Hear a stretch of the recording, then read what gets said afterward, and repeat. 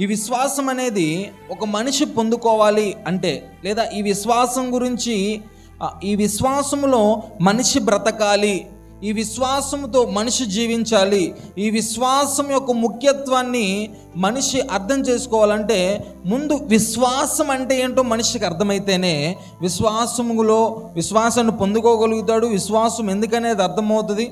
ఇప్పుడు చూడండి, గమనించడానికి ప్రయత్నం చేద్దాము. ఇప్పుడు నా దగ్గర ఒక ప్రోడక్ట్ ఉంది, పెన్ను.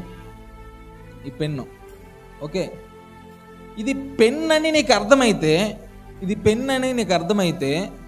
నువ్వు ఇది ఎందుకు అనేది నీకు తెలుస్తుంది, అంతేనా? ఇది ఎలాగ ఉపయోగించాలి అని నువ్వు ఆలోచిస్తావు. దీన్ని నేను ఎలాగ వాడుకోవాలి, ఇది ఏం చేస్తుంది, ఇది అసలు ఎలాగా దీన్ని ఉపయోగించాలి, ఇది నా జీవితంలో నేను ఎలాగా దీన్ని వాడుకోవాలి అనేది నీకు ఎప్పుడు అర్థమైద్ది? ఇది పెన్ అని తెలిసినప్పుడే. ఇప్పుడు ఎవరో దూరంగా ఉన్నటువంటి వ్యక్తికి, అస్సలు చదువుకున్నటువంటి వ్యక్తికి, బాగా కొండ ప్రాంతంలో అడవుల్లో ఉన్నటువంటి వ్యక్తిని ఇదేంటి అని అడిగితే చెప్పగలుగుతాడా? ఎందుకు? ఆయన చూడలేదు, ఆయన వినలేదు, ఆయన ముట్టుకోలేదు, ఆయన ఎప్పుడు కూడా దాని గురించి దానికి అవగాహన లేదు. కాబట్టి ఇదేంటో ఆయనకి తెలియదు. ఇప్పుడు మనము ఈ విశ్వాసం అనేటటువంటి విషయంలో చాలామంది ఎలాగా ఉన్నామంటే బేబీ క్రిస్టియన్స్ లాగా ఉన్నారు. అంటే విశ్వాసం అంటే ఏంటో తెలియదు, అసలు విశ్వాసం గురించినటువంటి అవగాహన తెలియదు. హల్లెలూయా. ఇప్పుడు ఒక చిన్న పిల్లోడికి ఇప్పుడు శ్రావణి వాళ్ళ అబ్బాయి ఉన్నాడు, ఆడు నడుస్తున్నాడన్నా, వాడు పరిగెడుతున్నాడు కదా.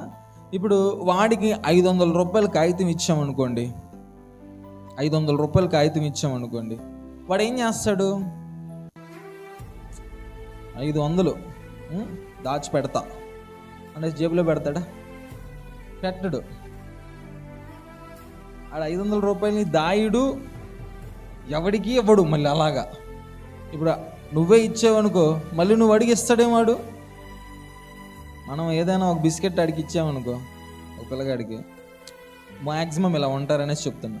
ఒక బిస్కెట్ మన డబ్బులతో మనం కొని ఇదిగోరా అని వాడికి ఇచ్చిన తర్వాత, నాకు చిన్న మొక్క పెట్టరా అంటే ఆడు ఏం చేస్తాడు? నేనేమోను అనేసి అడి తిరిగి వెళ్ళిపోతాడు కదా. మ్యాక్సిమం చాలా మంది అలా ఉంటారు. చిన్నప్పటి నుండి నాకు లాంటి దయాహృదయులందరూ కూడా ఇచ్చేస్తారు అనుకోండి. హల్లెలూయా. అయితే ఇప్పుడు క్రైస్తవులు ఎలాగా ఉంటున్నారంటే, విశ్వాసం విషయంలో వాడి చేతిలో 500 కాగితం పెడితే ఎలాగా ఉంటుందో, మన జీవితంలో విశ్వాసం గురించి మనకు అంతే తెలుసు.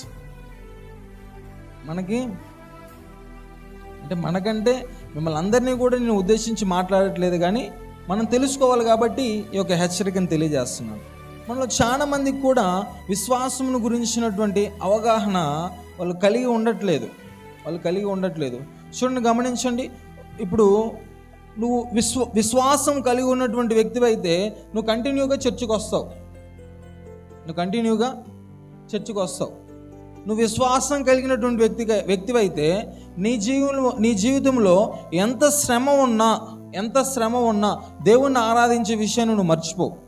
నువ్వు విశ్వాసం కలిగినటువంటి వ్యక్తివి అయితే దేవుడు ఏదైతే ప్రకటిస్తున్నాడో దాని ప్రకారం నువ్వు జీవించగలుగుతావు.